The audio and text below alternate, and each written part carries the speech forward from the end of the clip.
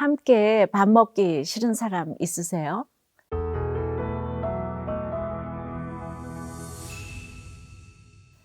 무드장인은 죽은 짐승을 다루며 털과 가죽을 만지기 때문에 불결하며 부정한 직업으로 여겨졌어요.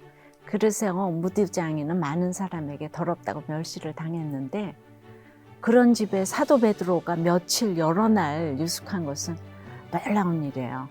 이 일이 너무 중요한 이유는 이방 세계의 구원의 문이 열리는 일이기 때문인데요.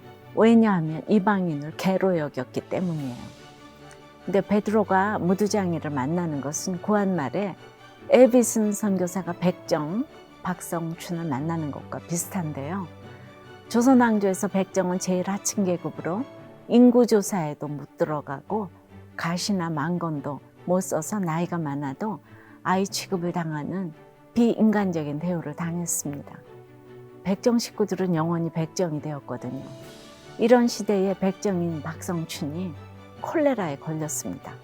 근데 고정의 주치인 에비슨 선교사가 왕을 치료한 손으로 자신을 이제 치료해 주니까 이 사람이 곤단골 교회에 이렇게 나가기 시작했어요. 너무 감사해서.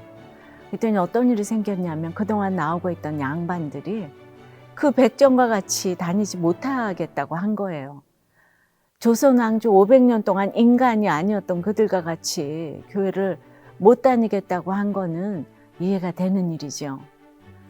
그래도 그들이 복음으로 많이 양보해서 우리는 앞에 앉을 테니까 칸을 만들어 뒤에 백정들을 따로 앉혀달라고 부탁을 했는데 무어 선교사가 단호하게 거절을 했어요. 그랬더니 양반들이 다 떠나서 홍문수골 교회를 만들었다는 거죠. 근데 곤단골 교회는 박성춘이 백정들을 전도하니까 날개 달린 것처럼 전도를 해가지고 그냥 백정교회가 돼버렸어요. 그 사람들에게는 이게 복음이 아니겠습니까? 여러분, 전도는 이렇게 하는 것입니다. 힘든 사람 모아놓으면 되는 거예요.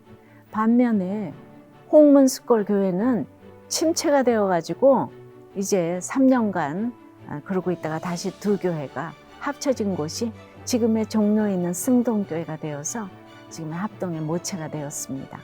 이제 이렇게 기가 막힌 일이 교회사에 나오는 이야기예요.